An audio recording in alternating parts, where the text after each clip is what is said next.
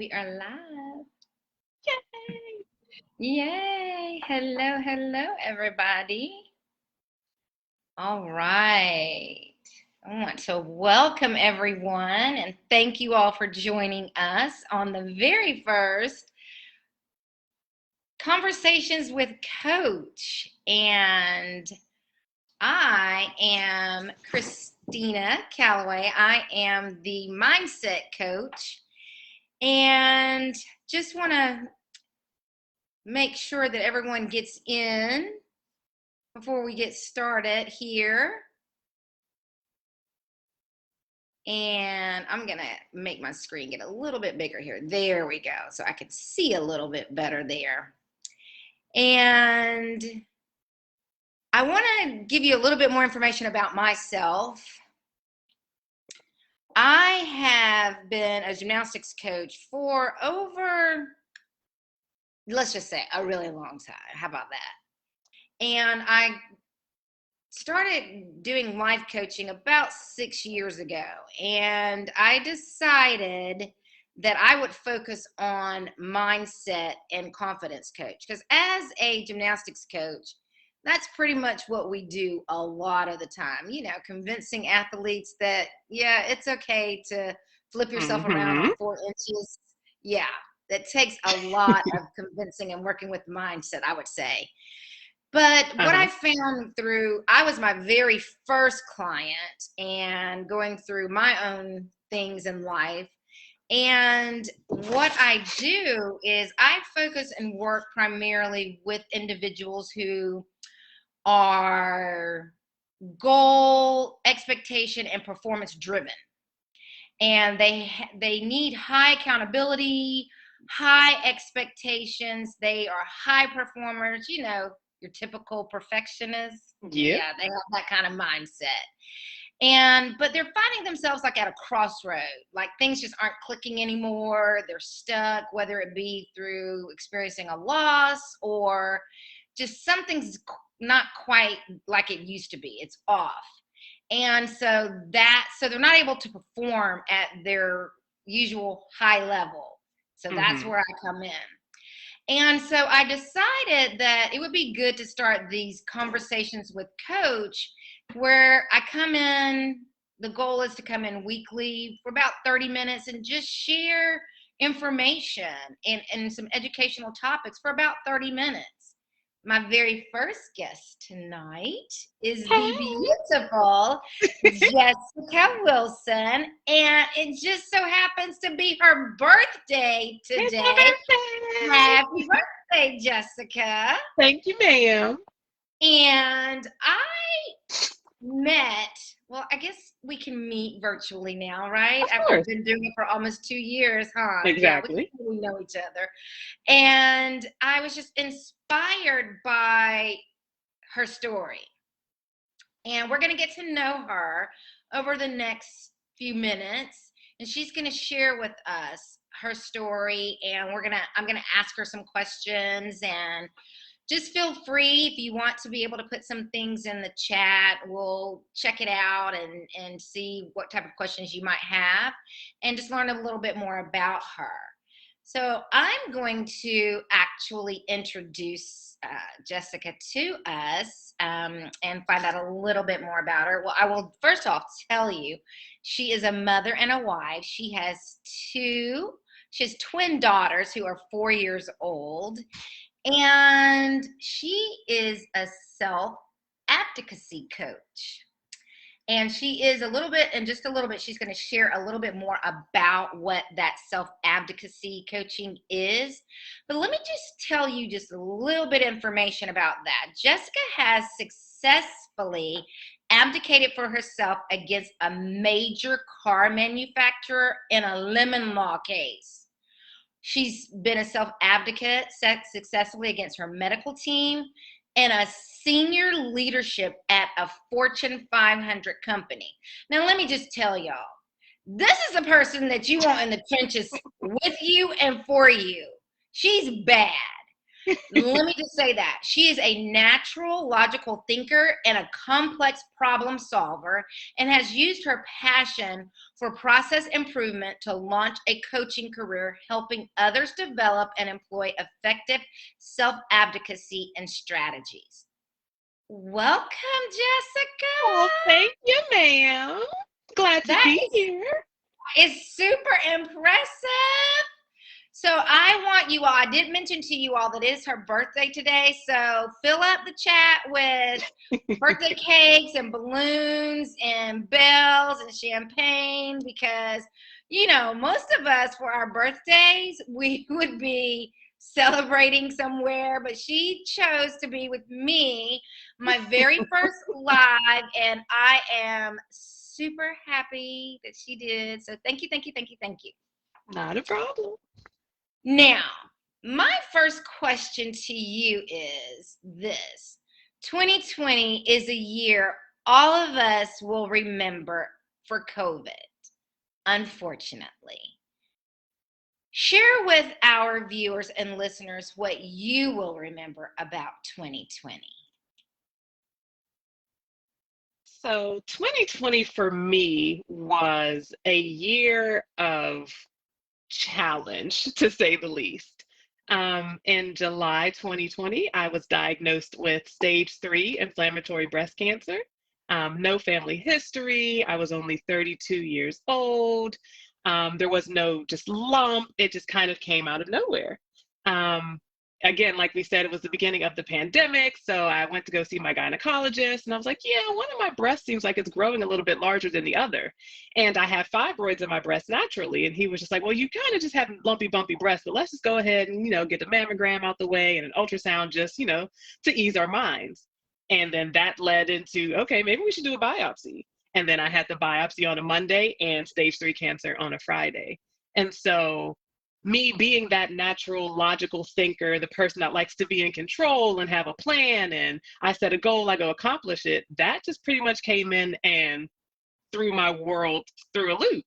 I'm sitting here now with these twin girls and this husband, and now this like life altering diagnosis. What do we do from there? How do I continue to move forward? What can I do to remain positive and feel like I have an impact and spread love and hope throughout the world versus sitting back at home and just woe is me?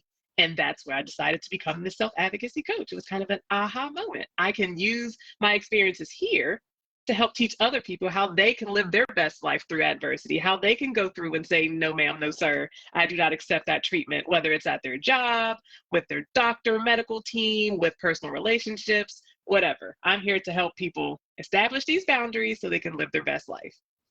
That is amazing. I want to go back a little bit because what you said was I went to the doctor and was going for my regular office visit that I normally do. And I knew that I had this existing thing with my breast, with the fibroids. And I thought, well, this feels not the normal that I'm used to. Let's investigate this a little bit more. What would you share with those who are watching now and those who may watch the replay? Well, what is the one piece of advice that you would give them in terms of being a self advocate as it relates to their health?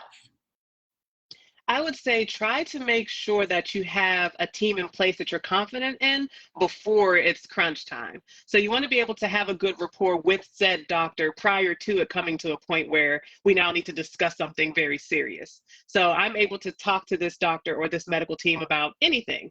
He was there when of course, my children were born. We talk about his children being born. We mesh well so that whenever it came time for something to be different, we kind of knew each other personality wise.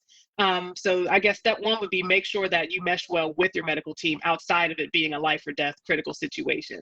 Even if you don't, if you just transfer to this new doctor, new medical team, new hospital network, whatever, it is crucial to ask questions so that you get the answers that you need. If you walked in saying, hey, something isn't right, what do you think? And they brush you off, that's red flag number one. Either you need to go get a second opinion or restate your question or whatever. But you need to make sure that you and your medical team are on the same page and that they understand the seriousness of your request, your question, whatever it is that's going on. That would be for starters. And then secondly, you know your body better than anybody else. If you think that something is wrong, have them prove to you that nothing is wrong. Don't just accept, oh, you're fine. Oh, it's just fibroids. Oh, no. You need to prove to me that what's going on in my head is just all in my head. Otherwise, I'm going to keep asking. I'm going to keep bringing it up. I'm going to get second opinions and third opinions. And I know me better than you, even though you've been my doctor for a while. But it's time for me to let you know that this is exactly how I feel and this is what we're going to do about it. Excellent. I like that advice. What about, you mentioned in terms of there was no family history No, of breast cancer. nope. So what would you say to those who are listening and they all of a sudden find out this information? There is no known history in their family.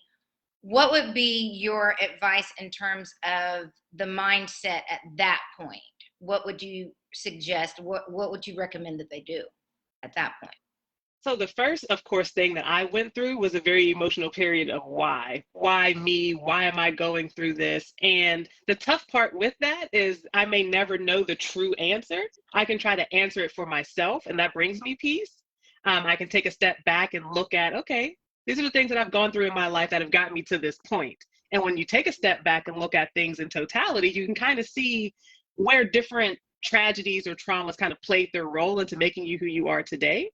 I would say the one piece of advice that I could give would be to focus on the things that you can control still. I had no control over being diagnosed, no family history, didn't see it coming.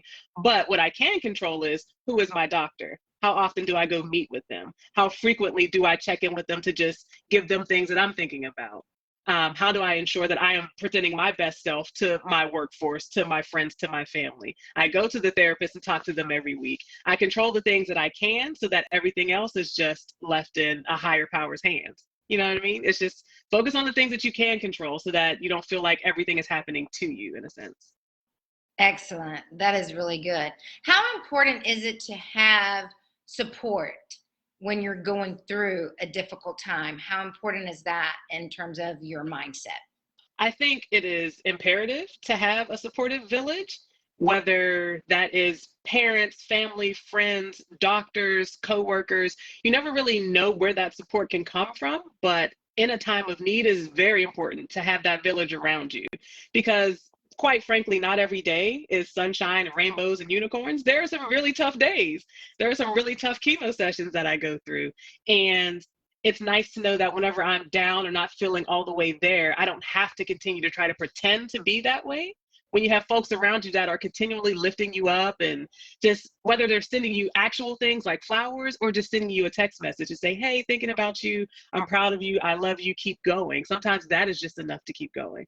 So I think it's imperative to find a core 4, 3, 7, how many ever people you need to be a part of that supportive village to help keep your mindset in that positive space. And then I can't plug therapy enough. Therapy, I think everybody should have a therapist, but when you're going through something, you really need a therapist at that point. So, I agree with you about everybody needs a therapist, yes. 100%.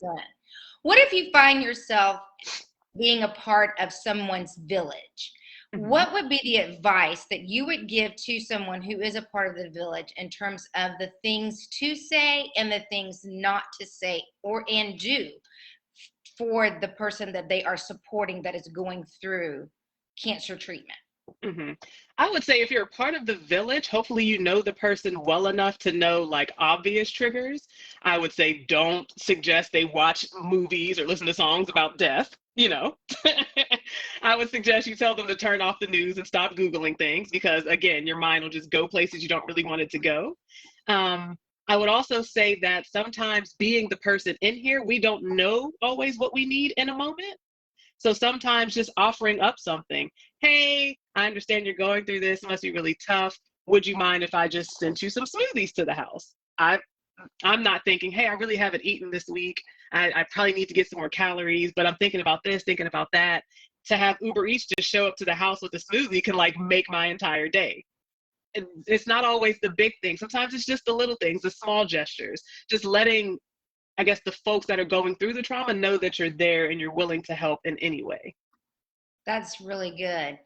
Is Are there any particular questions that anyone, not just people who are in the tribe, but anyone that who might be friends, are there any questions that they should not ask?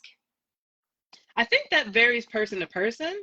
I'm very open and transparent about my cancer journey. And again, having the therapist allows me that safe place to unpack a lot of feelings or emotions that may have come up throughout the week.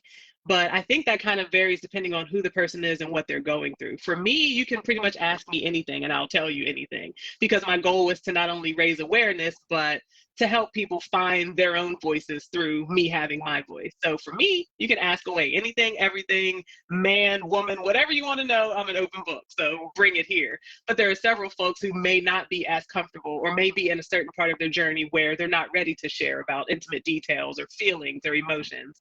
So I can't quite say what works for everyone else, but for me personally, you can ask me whatever you like. That's great. I know because you shared with me that you recently had a chemo treatment. Yes. How is it when you have that? And because you shared, there can just be some really rough days when you're going through chemo. How is it for you Yeah. when you have the chemo treatment and then coming to where you are back to your functioning self, as you would say? I would say the day of is pretty rough because it pretty much just knocks your immune system down. You're getting pumped full of all kinds of drugs, and they're going in there and doing their thing, trying to kill these cancer cells. So the first day, the day of, and the day afterwards are a little rough. I'm a little down, probably for the whole weekend. But the medical team I have is very good at trying to mediate some of those side effects. So I have medications that I can take for the nausea, and I have medications that I can take for any pains that I would feel. And they work really well at trying to help me maintain some sort of quality of life. So it's not just up and down roller coaster for eternity.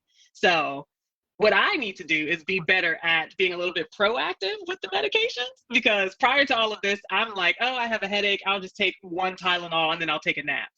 I'm the person that wants to try to fix the root cause and not just take the medication to treat the symptom. But that doesn't really work with cancer. So I need to get a little bit better about taking the nausea medication before I go to the chemo treatment so it's already in my system and things are working. But I would say having the medical team be attuned to, all right, she still has a life to live. She still needs to be a wife. She still has to play mom and all of these things. Let's try to use these medical advances and medications to try to keep her up as best as possible. And I would say by Monday, Tuesday, Wednesday, I'm pretty much back to my functioning self. And I go once Yeah, every 2 weeks currently. So I get some that's weekends where I'm down and some weekends I can actually enjoy. that is awesome. So you are so vibrant and bubbly and happy, and that's how I saw you on Instagram. And I had to go back and I was like, so she's a cancer survivor, and then I was like, no, she's currently going through treatment. I was like, Yeah. how are you able to keep such a positive mindset, and how important is your positive mindset in your healing journey? I think that it is like crucial to have the positive mindset because your body kind of follows your mind's lead and your body will do whatever your brain tells it to do. So my alternatives are be happy, be positive, be hopeful, or be miserable and be sad. If I'm trying to, bring in all the good vibes and express and exhale all the doubt, then I need to mentally believe that I will be healed soon. And if I believe that, then my body can work towards that. So I can be happy and bubbly and sometimes even fake the funk. Or I can sit here and just be miserable all day and have my husband miserable and my kids miserable and the dog miserable. And who wants to live in a house full of misery? Right. So, no, ma'am, not doing that. No, not doing that. So you shared something with me that at one of your most recent treatments, there was an exchange. You get to meet different people when you're there who are Hmm. also going through their treatment and their journey.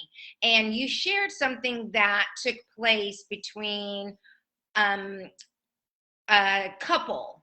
And would you like to share that with the people who are joining us tonight? Sure. So I went in, just routine chemo treatment. I walk in and they're trying to figure out ways to improve their processes. So now they're taking labs downstairs versus labs upstairs. And I'm just like, all right, I'm here for the ride. I took the whole day off anyway. You can poke and prod wherever you need to. And I get sat down next to this couple, and the man is a lung cancer survivor, but his cancer had recently come back. And so he's not able to do too much talking because as he gets excited and breathing a lot, he starts to cough and choke, but he is like actively part of this conversation. And I'm sitting there next to his wife, and it starts off with just, hey, good morning, how are you doing? And then an hour later, we're just sitting there and legs are crossed and we're just having the time of our life. Like I drop something, she comes over, oh girl, let me get that for you. And it's just like I've known them forever. And it's pretty cool to see how just small little conversations can blossom into larger, meaningful things. And he starts getting his chemo. I start getting my chemo. Benadryl is one of my like pre-meds, and Benadryl takes me out. So I took a quick nap, and then when I woke up, it was time for them to leave. And I'm just like, all right, it was nice talking to you guys. Have a nice day. And the wife comes over to me and just gives me this candle. And there's a handwritten note on top, like, thanks for being awesome, appreciate it. She gave me her phone number, her email. I'd love to keep in touch. And I'm like, oh, you want to keep in touch with me? Oh, thanks. And the candle smells amazing. And it's like, I don't know what in our interaction like prompted her to feel the need to like reach out to me and extend this invitation to continue a friendship, but I appreciated it. And it's those small things you don't even really think about. It all just starts with the hello, how are you doing? Good morning. And then it can blossom into an actual friendship. That is so amazing. So before we wrap up, we have a few more minutes, but you mentioned about your aha moment and what made you decide to become a self-advocacy coach. Can you expound on that a little bit more? Yes. So when I was first diagnosed with breast cancer, I was dealing with an entirely different hospital network. And the oncologist I was assigned to was a man who, to put it frankly, could not care less whether I lived or died. He stopped speaking to me as if I were a patient and started speaking to me as if I were a colleague whenever he finally flipped through my notes and saw that I was an engineer. His literal words were, oh, but you're an engineer. You understand all these things. And I'm sitting there like a deer in headlights, like I understand nothing. Y'all just told me that I have stage 3 cancer and there's only 4 stages. So I need you to like bring me back and let's figure out, what's going on here. He showed up 40 minutes late to my appointments. I only had 2 appointments with him. And I was just like, yeah, no, this isn't happening. And in that moment, I was like, I know what I need to do to switch doctors, potentially even hospital networks. But how many other people that look like me, that are women, that are people of color, that are minorities in general, how many people just accept subpar treatment because they don't know any better, or they're not confident enough to speak up, or they just don't know what to do, what to say? And there's so many things happening, like I said, in the moment, whenever you have this like traumatic experience, this traumatic diagnosis. How can I help people while I'm going through this? And it was like, aha, you can teach people how to advocate for themselves, and we can start in the medical field. And boom, there it was. I deem myself a self-advocacy coach, and that has been my mission ever since, to help folks learn how to establish those boundaries and get the treatment that they need, want, and deserve. That is awesome and amazing. And I am sure, in terms of the clients that you serve, that it has been empowering for them to be able to have that voice and that Yes. voice be theirs. Yes. What has been, and I know this is probably a very hard question for you because I know in terms of the clients that I think about that I help, but when you think about the clients that you've helped thus far, what has been the client that you just thought about like, oh my gosh, that I didn't think that that was possible, but Mm-hmm. wow. So for me, it is the client that finally accepts that their voice matters. The client that no longer just extends folks grace solely because of the role they play in their life. The client that was able to be like, no, and that be the complete sentence. The client that's able to be like, yep, I don't like that treatment and I'm not going to accept it anymore. And I'm going to actually go into therapy to figure out why I accepted it in the first place. Those are the clients where I'm like, yes, we did it. We had a breakthrough. Look at you telling people no. Like, it's amazing. That is great. So I like to be able at the toward the end of this conversation, I would like for you to be able to give those who are watching, what is the one small habit you can share with everyone as it relates to being their own self advocate and remain positive during difficult times? What's one small habit that you can leave with them that they can I do? would say wake up each day and make a list of the things that you can control and focus on them. We can't control a lot of the things that happen to us, but we can control how we respond. How you respond can make or break a day. You can choose to go this way, you can choose to go this way. Which way serves you in the long run? Which way makes you feel empowered in the long run? Not which way makes it easier for everybody else. What can you control and how can you work that in your favor? That is awesome. I love it. Control the things that you can control. And like, Yeah. I think I posted that on Instagram like a day or so ago. Jessica, thank you so much for sharing your birthday with No us. problem. Thank you so much for blessing us with your knowledge and all of this information.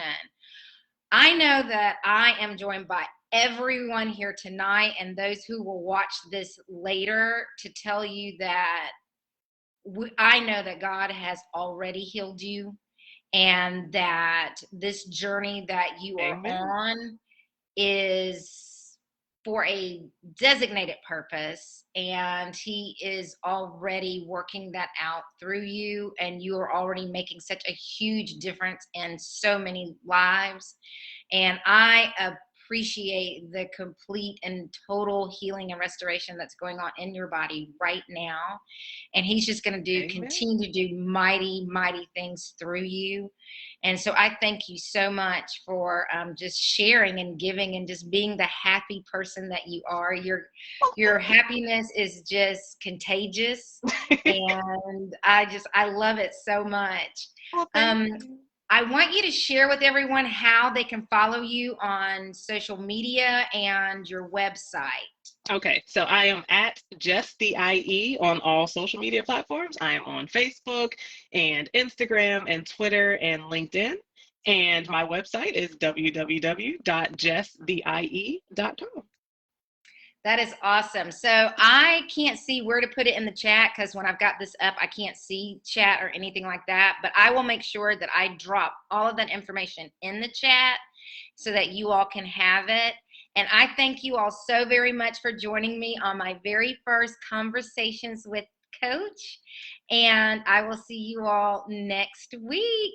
Thank you all so much. Thanks. See you Good later. night.